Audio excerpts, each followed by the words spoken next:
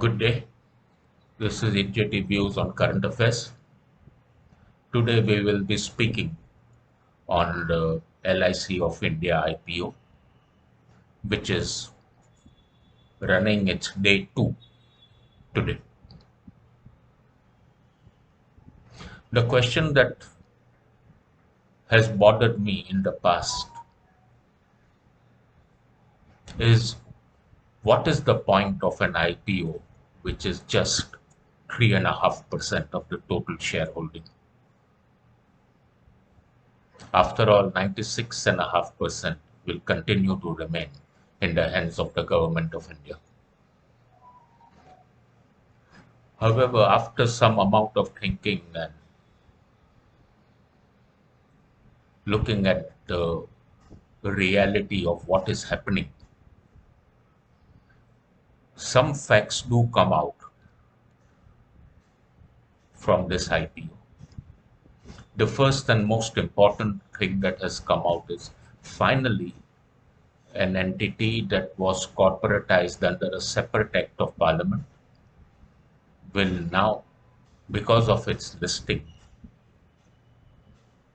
come directly under the control of the Insurance Regulatory and Development Authority of India and will have its accounts and its provisioning and its requirements, etc., fully in line with what is happening with the other private life insurance players.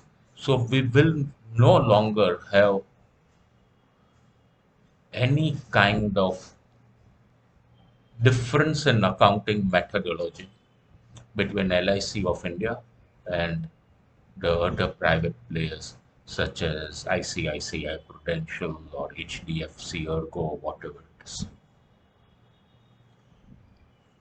That's the first major change that will occur. Therefore, we will be able to see comparisons on how the businesses are being run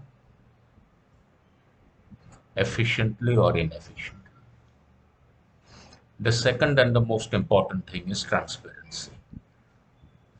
With the IPO and the fact that they are publicly listed, LIC will have to give out quarterly results, half-yearly results, full-year results, etc. The moment they do that, we will know the concerns of the auditors on their accounting methodology, on their asset values, on their liability bookings, etc., which is a big, big plus. As a corporate reporting only into Parliament, one never really knew what LIC's annual accounts were.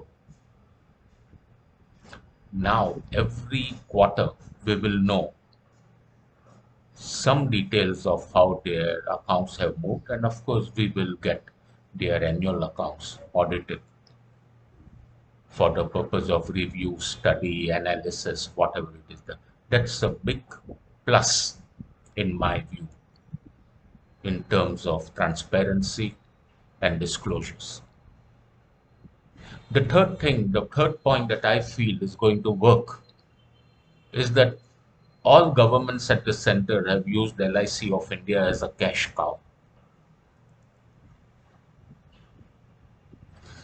Even with just 3.5% of its shareholding listed on the markets, I believe that the propensity to use LIC of India as a cash cow will now significantly decline. I'm not saying it will decline fully. Governments have the way and ministries have the way of dancing around laws that they themselves frame because national interest has to be served. Anyway, even then, my personal belief is that the LIC of India will, to some extent,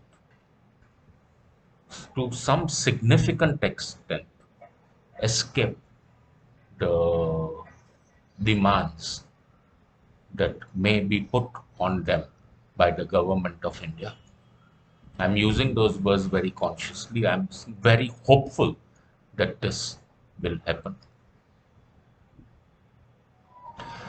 The fourth point that I would like to raise is I believe that some amount of listing of public sector enterprises facilitates disclosures.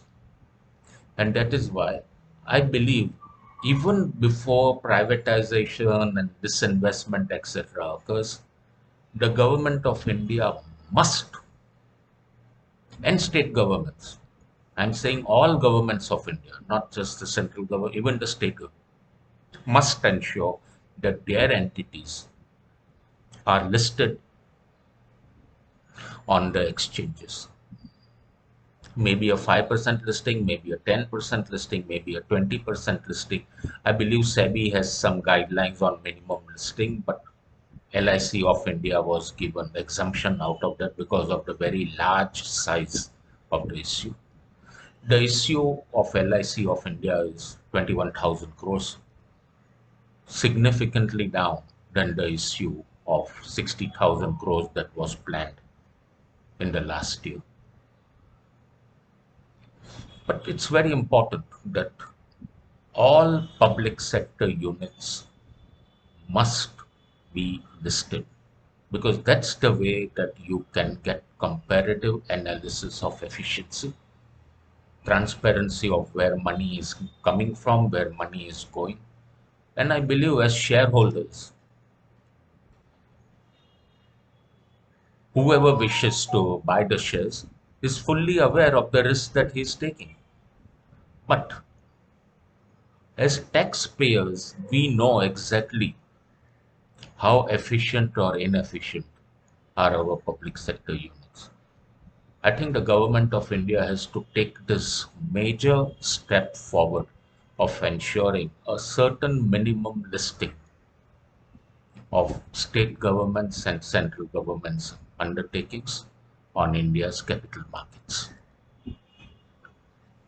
On the LIC of India public issue, the interesting part is, at least whatever is available to us on the day one applications, is that whatever was the percentage that was marked out for policyholders and for employees, investment into the IPO has already exceeded from these two categories of people. The policyholders and the employees have exceeded the percentage that was given to them. It's the retail investors that are still waiting, and they will wait until tomorrow because one peculiarity of the Indian retail investor is he enters the market only on the last day. This is a unique trait of the Indian retail investor. He does not rush into an investment. He just holds, and gives in his application in the afternoon of the last day that the IPO is open. So I believe that this IPO will succeed. I believe there will be gains that will accrue to the country out of this IPO. And most important, I believe the government using LIC of India for its purposes will hopefully come down in the future. That ends my talk of today. If you like it, please share it with your friends, acquaintances, relatives, family, addresses, etc. Till we meet again next time on a different topic. Have a great day. Bye. Jai Hind, Jai Maharashtra, Jai Mumbai.